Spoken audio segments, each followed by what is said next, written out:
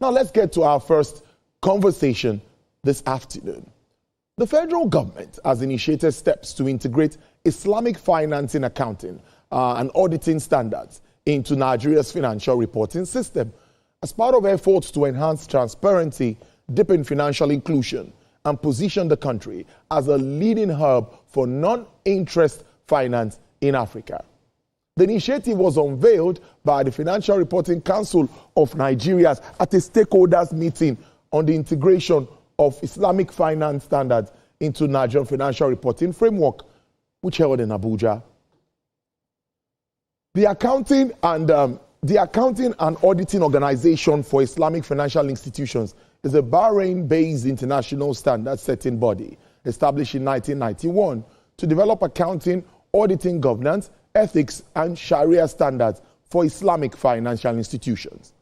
AAOIFI standards are designed to address the unique structure of non-interest financial transactions, including profit and loss sharing, assets-backed financing, sukuk, takafu, and other Sharia compliance products that are not adequately covered by conventional financial reporting frameworks. Well, let's get deep into this, understand the role of the FRC, what it means for everyone. My guest is Dr. Bashir Oshodi. He is the Chief Executive Officer of Author Groups. He joins me live from our Abuja studios. Good afternoon, Dr. Oshodi, and it's good to have you join the show. Yeah, good afternoon. Thank you for inviting me. Yeah, thanks so much for being there. Let me start this way. Now, why is non-interest finance becoming increasingly important within Nigeria's broader financial system? Okay, thank you very much. So, non-interest finance is a fantastic mode of finance and been practiced all over the world. In the last 20 years, it's grown much faster, dramatically. It's the fastest growing financial model globally right now. It's growing at an average of 15 to 20%. It's envisaged that it can be more than 20% shortly. Asset size has increased so much. And more interesting, more interesting is the fact that you have it all over even Western economies, right? So it means that in Europe, particularly, of course, North America to a very large extent, very heavy in the Middle East, GCC countries, and of course Malaysia, and Africa generally is coming up quickly. Nigeria is taking the lead on that. Now, the concept really is in four major folds. One, partnerships, right? Another thing about it is, if you like, sale-based transaction, buying and selling. A third model is lease, buy and lease, right? And the other model is what we call agency contract. Now, people just don't like offsetting faith, don't like interest, money on money itself. So interest in this case is when you earn or receive money, or money itself. Now, immediately you buy and sell something, it changes, it's different, right? It's compliant. Now, this mode of finance is, under certain faith, is like is the best thing you can do. It's a form of worship, which is fantastic. So it means that when you're doing it, you're like involved in worship. But more importantly is the fact that you're supposed to earn or make money in ways that are very, very ethical. Ethical without hurting others, right? Without making life difficult for other people, right? So it then means that you cannot charge or receive interest, no matter how small it is. In the past, scholars have argued that, interest is different from usury. Usury is when you charge excessively on loans. But scholars in the 70s have come to agree, collectively, globally, that, hey, any form of addition, no matter how tiny it is, if I give you 1 billion naira and I collect 1 naira, as a condition for that 1 billion naira, it's interest. And so transactions are supposed to be done in ways that are very compliant.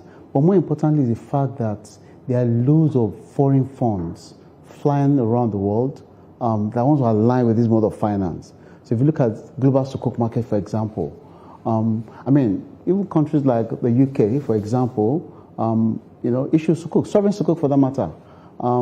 South Africa, how much more Luxembourg and all of the other Western economies. So Islamic finance has become the most important concepts of finance or mode of finance that can attract the bulk, a lot more foreign direct investment. What's our foreign direct investment in Nigeria? It's a bit too low. If you look at Malaysia, about 30 million people, they've invested a lot of their energies on what I would call the integral financial model, particularly, aligning so much with Islamic finance, what we call non-interest finance in Nigeria. On the back of this, they've attracted a lot more foreign direct investment than any African country you can imagine, right? So the mode of finance is ethical. It prevents speculation on ethical concerns and anything that can hurt people or businesses. Great stuff. Now, okay, the great one now. But what is the core mandate of the Financial Reporting Council now in regulating non-interest financial institutions in Nigeria? Okay, thank you. So FRC basically, I wouldn't call them regulators. So if you have a banking product, that will be regulated by the Central Bank of Nigeria. If you have a capital market product, it's regulated by SEC, Securities and Exchange Commission. Some use NICOM, PENCOM, to a very large extent. So depending on the product. So FRC itself do not regulate financial products. However, they are particular about reporting standards. They want Nigeria to use certain reporting standards that standard enough to be interpreted nicely on the books, that meet international global standards to a very large extent. That's why, of course, globally, of course, in case of FRC too, they've pushed for the International Financial Standard, IFRS, right? On the one hand. On the other hand, the argument then is, if you've got IFRS on the one hand, does it best help us to report equity investments, right? Equity investment can come in two broad forms, Mudaraba and Musharaka. Mudaraba is basically, one party bringing the fund, the other party is entrepreneur. How do you report that on the books using IFRS? How do you report a Musharaka, joint ownership or joint partnership where parties bring in funds and they're all entrepreneurs in the business? How do you report it? How do you report the Wakala transaction, which is a kind of agency transaction? It can be seen as off-balance sheets, right? So someone gives you money to invest on his behalf in a particular portfolio. There could be returned, there may not be returned, right?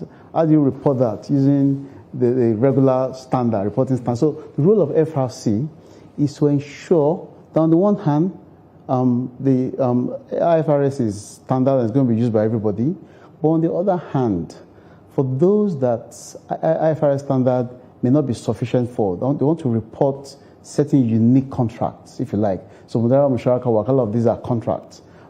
They can only report them using a different mode of finance. So they will align with IFRS, but they will also then adopt AOFI, just for those that is concerned. So if it doesn't concern, if you have a non-interest banking license, or if you have a Takaful license, or you do fund management, you strictly do, if you like, Sharia compliant funds, right? How do you report in a manner that is standard? So again, for FRC, their interest really is to follow that global, just like it's done all over the world. So you have at least 50 countries around the world using the office standard, for example, right? So it's just for those practicing non-interest finance, and not for everybody. So the role of FRC is to ensure that those practicing this form of finance are able to report it effectively, and if you like, perfectly, to a very large extent. But now, staying on that, I want to know, how does the FRC ensure that non-interest financial institutions operate with transparency? Okay, so, non-interest financial institutions there are three global standards for non-interest financial institutions. You have the IFM, International Islamic Financial Market, right? And then you have IFSB, International Financial Services Board. I have AOFI. AOFI mainly handles reporting. Now, you see, because of the several schools of thought, in these, concepts, right? Different schools of thought. Globally, it was thought that if you have defined interests in a particular fashion, what constitutes interest? It then means scholars then want to be able to describe what constitutes a lease contract. So for example, a lease contract is different from hire purchase, right? A lease contract is based on the concept of, let me just use a simple term, ijara, lease, right? Ijara is completely different from hire purchase. So the way you report hire purchase is different from the way you're going to report ijara on the books, right? So the interest then becomes, how do you align with global standard, basically, right? The best way to align with global standard, again, I've mentioned other regulatory, if you like, guidelines that we use to align all of the schools of thought as much as possible, right? The question then is, do we simply use AOFI as a standard, right? So that everybody can report correctly, report all of these concepts I talked about in the most correct fashion, just like they're doing all over the world, right? So again, it's just to align with the world, really. And again, for you to believe, for foreign investors to believe that you're doing the right thing, they need to see that you're aligning with these rules. If you're aligning with the IFRS and you're not aligning with AOFI, the question then becomes, how are we sure that your product is compliant? How are you going to report a Murabba, a markup sale, for example, in your books, right? Different from the very basic mode. So why would somebody say, I want to put in $2 billion in your economy, right? I want to put in $5 billion in this particular sector. I cannot convince these foreign players that, hey, your reporting is following the rules. It's not fragmented because of the several schools of thought, right? Again, to a very large extent, advisory committee of experts can come together and say, yes, even though AOFI has said this, even though IFSB has said this, we feel within our own economy, we want to adjust a few things, right? Based on if you like, some elements of culture, right, or understanding, or perception, or what we call hermeneutics in research or interpretation. That based on our interpretation, we want to further align it with this. Maybe slightly different. Again, and that's why, to a very large extent, the idea then becomes, how do you adopt our office standard, whereby all the parties, if you like, stakeholders, come together to further define the use of our office standard, for reporting in Nigeria. Again, what specific gaps did the adoption of AOFI standard seek to address in Nigeria's non-interest finance ecosystem? Okay, so when there are gaps, there are opportunities, right? Yeah. The bigger the gap, the bigger the opportunity, right? So if today the federal government sukuk market, if you like, or the sovereign sukuk is doing about ₦1 trillion, right? Yes. If the non-interest banks, for example, are doing up to ₦3 trillion, right? If PFAs, or if you like, Fund 6, is doing about 250 billion naira, it then means that the gap then is that size, whatever you have as the size of the non-interest banking market or non-interest finance market, has not been tapped at all in reality, knowing very well that globally is growing dramatically, right? So the gap becomes, how do you align appropriately with global standards to expand, to aggressively, if you don't mind my word, to aggressively expand that space to bring in a lot more money? How much foreign direct investment have we attracted in this space?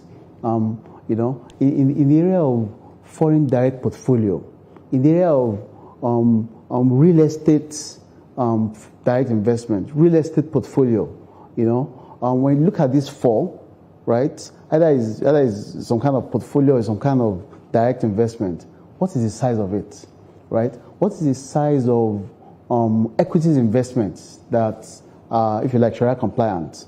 What we have in Nigeria, the investors like it. They like the fact that we're following the model, but they still feel that we've not aligned appropriately with this global standard, and so it then makes sense to be a bit hesitant. Even of course locally, let's even forget about foreign funds. Let's look at local funds. Nigeria can fund anything it wants to fund, and I was telling I had a presentation earlier on today, and I was telling them that if DMO decides to do 3 trillion worth of sukuk every year. It's going to be oversubscribed. 3 trillion. Yeah. We do average about 200-300 billion every year, thereabout. If we do 3 trillion right now, I can boast and beat my chest and say we're going to oversubscribe. It's going to be oversubscribed. In other words, even amongst us, Nigerians, corporates, it doesn't matter. Guess what? 80% or more of those that buy sovereign sukuk are not from the expected faith, right? Are conventional institutions. More than that. So it doesn't matter what the faith is. It then means that if we do 3 trillion worth of sukuk, it's going to oversubscribe. If you do commercial papers, right?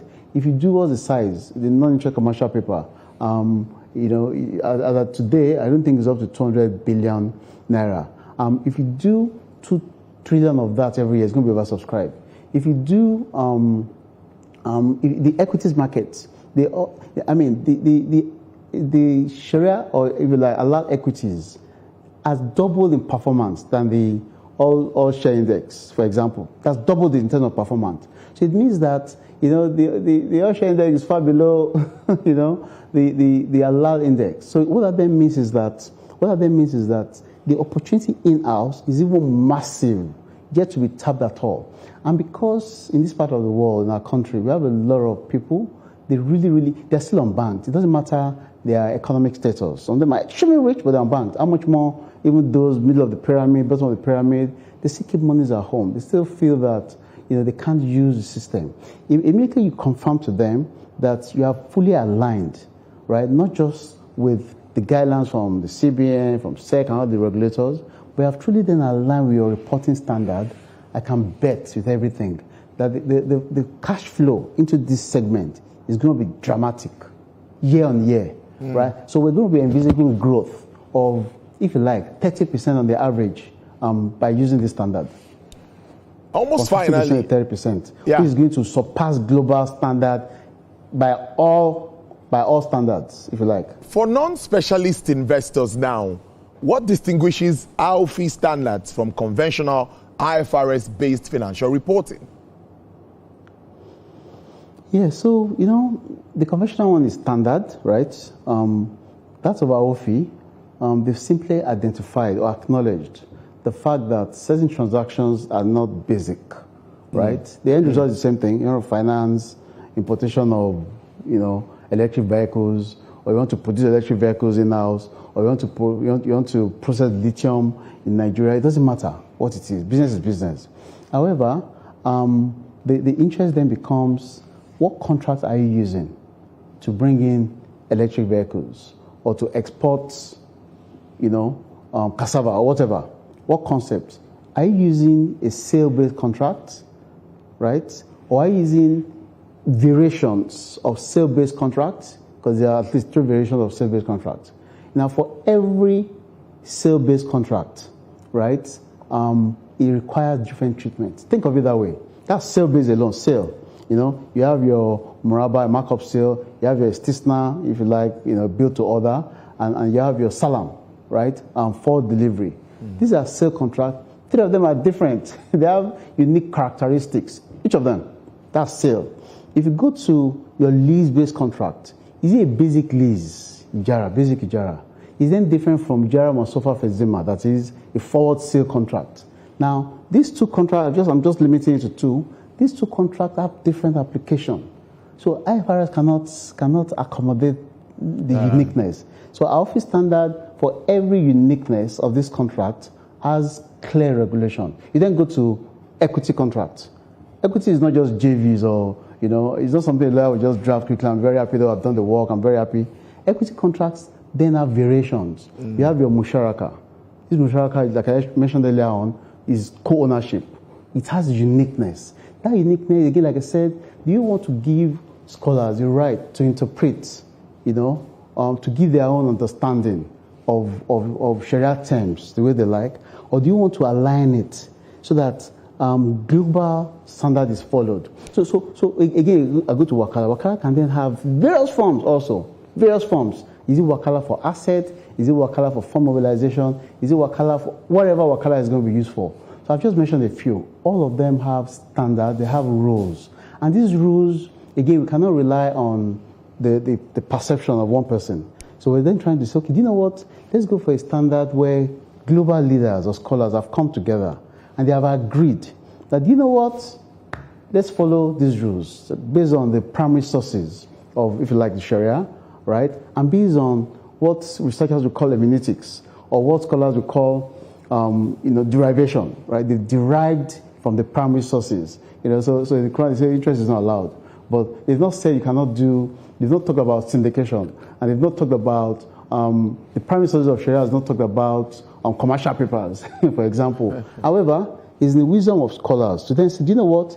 If it's a commercial paper, or if it's a particular state transaction, these are, it is in conventional terms, in real life, in practical terms, right? And it's on the back of that we have then said, you know what, the fine details cannot be found in the primary sources, right? The fine details will be embedded in global standard like the AOFI, where scholars globally have sat together, they've agreed on the definition of all of these contracts, the limitations, and that means that every now and then they can then come up with, if you like, adjustment here and there, right? So that it remains compliant.